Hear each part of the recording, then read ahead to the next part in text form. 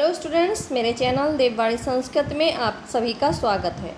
आज हम आपके लिए कक्षा 10 की संस्कृत पाठ्य पुस्तक संस्कृत गद्य भारती का चौथा पाठ लेकर उपस्थित हुए हैं, जिसका नाम है विश्व कवि रविंद्रः। यह पाठ गुरुदेव रविंद्रनाथ टैगोर के विषय में, उनके जीवन के विषय में, उनकी शिक्षा दीक्षा के विषय में हमें जानकारी देता है। तो आइए पाठ पढ़ना प्रारंभ करते हैं। चतुर्थ पाठ है चौथा पाठ विश्व कवि रविंद्रः। विश्व के कवि गुरुदेव रविंद्र अर्थात विश्व कवि रविंद्र। इंट्रोडक्शन देख लेते हैं। अंग्रेजी के शेक्सपियर की तरह, संस्कृत के कालिदास की तरह और हिंदी के तुलसीदास की तरह अंग्रेजी में जो स्थान शेक्सपियर का है, संस्कृत साहित्य में जो स्थान कालिदास का है और हिंदी साहित्य में जो स्थान तुलसीदास का है, वही स्थान बंगला साहित्य में कविंद्र रविंद्रनाथ टैगोर का है। इनका जन्म 7 मई 1861 ईस्वी को कोलकाता के एक समृद्ध ब्राह्मण परिवार में हुआ था। इनके पिता देवेंद्रनाथ तथा माता शारदा देवी थी। इनकी प्रारंभिक शिक्षा घर में ही हुई थी। बाल्यकाल से ही इन्हें प्रकृति से बहुत प्रेम था। साहित्य और संगीत में भी रविंद्र की बचपन से ही रुचि थी। इन्होंने अनेक कहानियाँ, कविता, उपन्यास और नाटक लिखे हैं। इनकी प्रसिद्ध रचना गीतांजलि है, जिसने रविंद्र को विश्वविख्यात नोबेल पुरस्कार से सम्मानित कराया। गांधी जी इन्हें अपने गुरु का सम्मान देते थे, अर्थात गांधी जी गुरुदेव रविंद्रनाथ टैगोर को अपना गुरु मानते थे। 7 अगस्त 1941 को इनका देहांत हुआ। इन्हें हमारे राष्ट्रगान जन गण मन के रचनाकार होने का गौरव प्राप्त है, अर्थात हमारा राष्ट्रगान गुरुदेव रविंद्रनाथ टैगोर ने ही लिखा है। आइए पाठ पढ़ना प्रारंभ करते हैं। आंगल वाङ्मये काव्यधनः शेक्सपियर इव। संस्कृत साहित्ये कवि कुलगुरुः कालिदास इव। हिंदी साहित्ये महाकवि तुलसीदास इव। बंग साहित्ये कवीन्द्रो रवीन्द्रः केना विदितः स्यात्। आंगल वाङ्मये, आंगल यानी अंग्रेजी, वाङ्मय भाषा, अंग्रेजी साहित्य में काव्यधन, काव्य के धनी, शेक्सपियर इव, शेक्सपियर के समान। संस्कृत साहित्य, संस्कृत साहित्य में कवि कुलगुरु कालिदास इव, कवि कुलगुरु कालिदास के समान। और हिंदी साहित्य में महाकवि तुलसीदास के समान।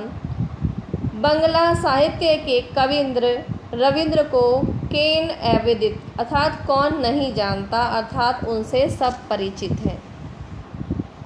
आधुनिक भारतीय शिल्पीषु रविन्द्रस्य स्थानं महत्वपूर्णमस्ति इति सर्वैः ज्ञातः एव।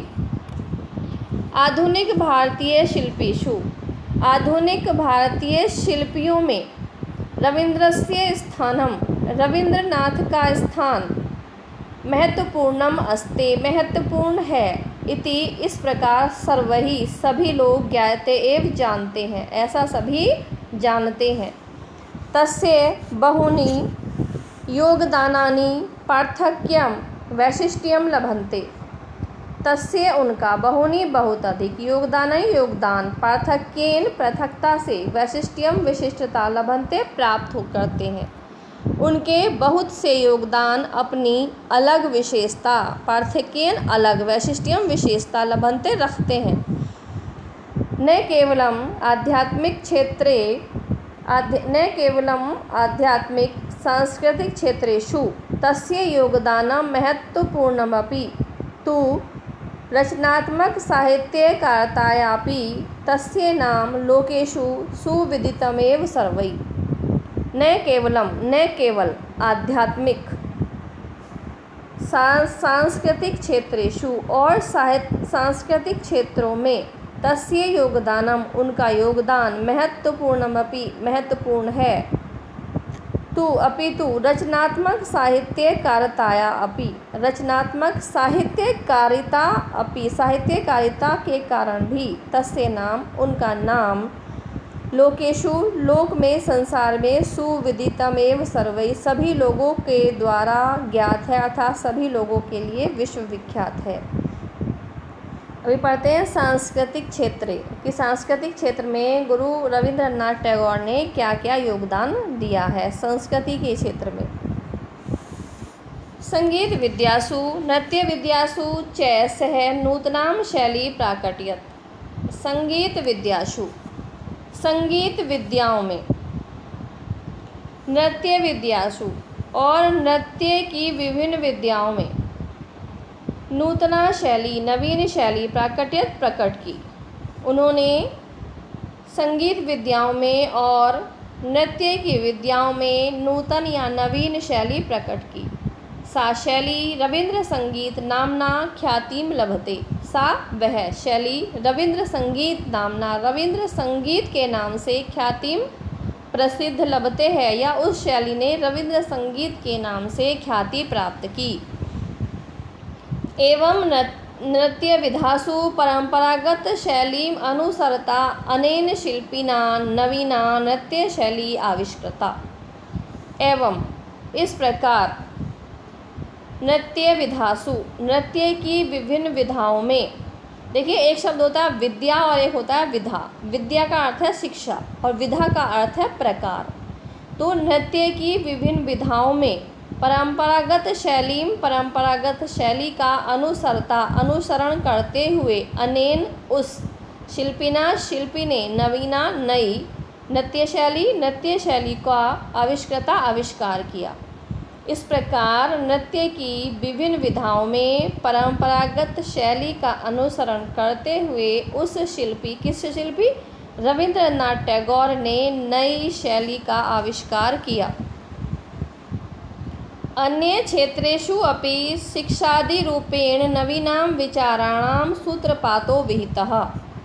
संधि हो जाएगी। अन्य क्षेत्रेषु अपि, अन्य क्षेत्रों में भी, अपि का अर्थ होता है भी, अन्य क्षेत्रों में भी शिक्षादि रूपेण, यहाँ भी संधि हो जाएगी शिक्षाविद रूपेण, कि शिक्षाविद के रूप में उन्होंने नवीनाम विचाराणाम नवीन विचारों का सूत्रपातो विहितः सूत्रपात किया। अन्य क्षेत्रों में भी शिक्षाविद के रूप में उन्होंने नवीन विचारों का सूत्रपात किया। तेषां प्रयोगात्मक विचाराणां पुंजीभूतः निरुपमः प्रसादः विश्वभारती रूपेण सुसज्जित शिरस्कः राजते। तेषां उनका, किनका? गुरुदेव रविंद्रनाथ टैगोर का। प्रयोगात्मक विचारों का पुंजीभूत यानी एक जगह इकट्ठा होना, एकत्रित रूप, निरूपम यानी अनुपम, प्रासाद यानी भवन, विश्व भारती, जो रविंद्रनाथ टैगोर ने एक भवन की स्थापना की है उसका नाम है विश्व भारती, के रूप में सुसज्जित शिरस्कः सजे हुए सिर वाला, राजते यानी सुशोभित है। तेषाम यानी उन गुरुदेव रविंद्रनाथ टैगोर के प्रयोगात्मक विचारों का पुंजीभूत, एकत्रीभूत, निरूपम, सुंदर, प्रासाद यानी भवन, विश्व भारती रूपेण विश्व भारती के रूप में, सुसज्जित शिरस्कः सजे हुए सिर वाला, शीश वाला होकर, राजते यानी सुशोभित है। यत्र आश्रम शैल्याः नवीन शैल्याः साकं समन्वयो वर्तते। यत्र यानी जहाँ, आश्रम शैली में और नवीन शैली का साकम यानी एकत्री या मेल, समन्वयो वर्तते समन्वय है, अर्थात जहाँ पर आश्रम शैली का के साथ साथ नवीन शैली का भी समन्वय है अर्थात मेल है, यानी आश्रम पद्धति में शिक्षा देने के साथ ही साथ वहाँ नवीन शैली से भी शिक्षा दी जाती है। बहुत सुंदर आश्रम पद्धति और नई शिक्षा पद्धति का उस विश्व भारती में जो भवन है रविंद्रनाथ टैगोर जी ने बनाया था उसमें शिक्षा दी जाती है। दीनानां दलित वर्गाणां दशा सुधारक रूपेण असौ अस्माकं भारतीयानां पुरः प्रस्तुतो अभवत्। दीनानां यानी दीन दुखियों की, दलित वर्गाणां दलित वर्गों की, दशा सुधारक रूपेण दशा सुधार के रूप में, अस्माकं भारतीयानां हम भारतीयों के, पुरः प्रस्तुतो अभवत् हमारे, पुरः यानी सामने, प्रस्तुत अभवत हुए हैं, अर्थात दीनों और दलित वर्गों की दशा सुधारक के रूप में भी वे हम भारतीयों के सामने प्रस्तुत हुए हैं। अब आगे रविंद्रनाथ टैगोर जी के जन्म के विषय में बताया गया है। रवीन्द्रनाथस्य जन्म कलिकाता नगरे एकषष्ट्यधिक-अष्टादशशततमे ख्रीष्टाब्दे मई मासस्य सप्तमे दिवसे अभवत्। रवीन्द्रनाथ का जन्म कलिकाता नगरे कलकत्ता नगर में एक और षष्ट्य यानी 60 और 1 हुए 61 अधिक अष्टादश समय अधिक यानी 1800 तो 1861 में ख्रीष्टाब्दे ईस्वी सन मई मास से मई मास की सप्तमे दिवसे 7वीं तारीख को अर्थात रविंद्रनाथ का जन्म कलकत्ता नगर में 1861 ईस्वी में 7 मई के दिन हुआ था।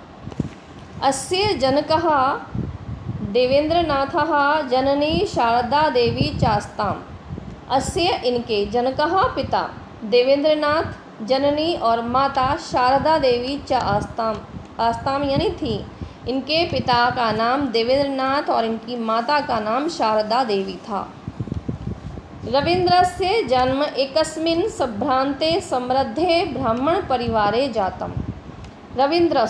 रवीन्द्रनाथ का जन्म एकस्मिन् एक संभ्रांत समृद्धे और समृद्ध ब्राह्मण परिवार में जातम यानी हुआ था।